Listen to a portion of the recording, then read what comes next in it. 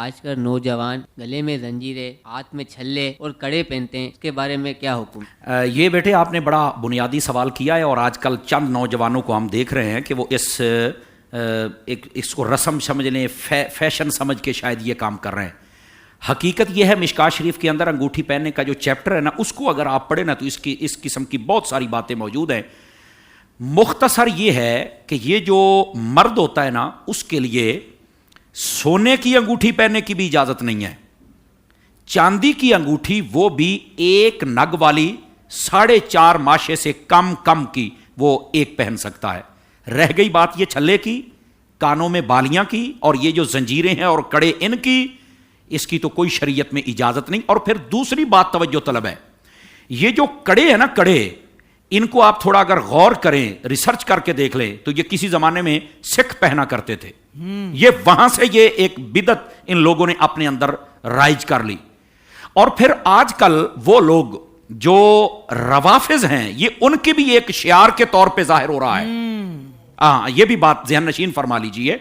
تو جو چیز دوسرے اسلام دشمنوں سے مشابہت والی ہو تو اس کو بھی چھوڑ دینا یہ ہمارے اوپر ضروری ہے، پہلی بات۔ دوسری بات یہ ہے، لوہا پہننے کی تو اجازت ہی نہیں ہے، سمجھ آ رہی ہے، جو میں پہلے بتا چکا ہوں۔ اور پھر عورتوں کے لیے بھی لوہا پہننے کی اجازت نہیں ہے۔ مفتی احمد یار خنیمی نے یہاں لکھا ہے، ہاں البتہ اتنا ضرور لکھا ہے کہ عموم بلوا کی وجہ سے اور آج کل کے اس ماحول کے اعتبار سے اتنی مہنگائی ہو گئی، عورت کچھ مناسب سی جیولری جو لوہے کی بنی اگر لے کے استعمال کر لے گی، عموم بلوا کی بنیاد پر اس کے جواز کا فتویٰ آ گیا ہے، یہ میں آپ کو بتا دوں۔ لیکن ابتداءً اس کو منع کیا گیا تھا۔ اچھا، اس کے بعد یہ جو چھلے ہوتے ہیں، یہ کہاں سے آیا جی؟ آپ نے کیوں پہنا ہوا جی؟ یہ جی لال شہباز قلندر سے آیا۔ اللہ کے بندے، وہاں سے چھلا آیا ہے، وہاں سے مسلح نہیں آیا ہے۔ آنا تو یہ چاہیے تھا۔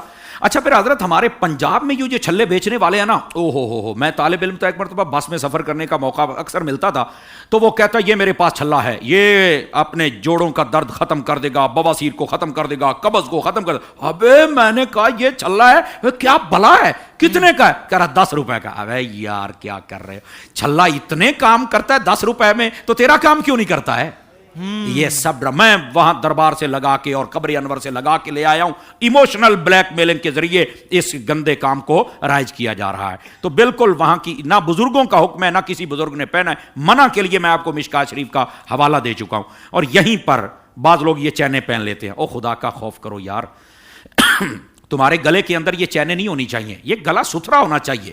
اور پھر چین پہن کے بس اوقات بٹن کھول کے بتاتے ہیں کہ ہم نے چین پہنی ہوئی ہے جناب، تو اس بات کی اجازت نہیں۔ یہ اگر آپ پچھلے جو بادشاہ کیسر و کسرا گزرے نا، پھر آپ یہ ابو جہل کی ہسٹری پڑھ کے دیکھ لیں، یہ جتنے بڑے لوگ تھے ان کو پڑھ، یہ اپنے گلے کے اندر ایسی پہنتے تھے اور اپنے آپ کو بادشاہ اور فرعون اور بدماش ظاہر کرتے تھے۔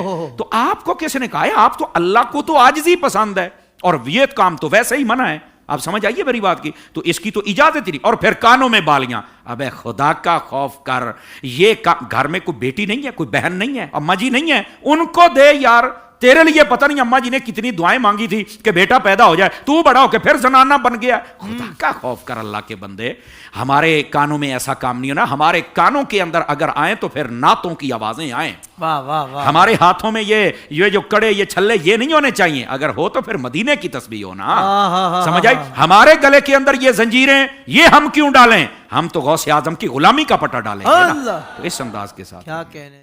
سوشل میڈیا پر اسلام کی صحیح تعلیمات جاننے کے لیے ابھی حافظ سائر قادری کا نیا YouTube channel Islamic digital studio subscribe کر لیں، اور ہاں نوٹیفیکیشن بیل آئیکن کو بھی پریس کر لیں تاکہ ہماری نئی ویڈیوز آپ تک بر وقت پہنچ سکے۔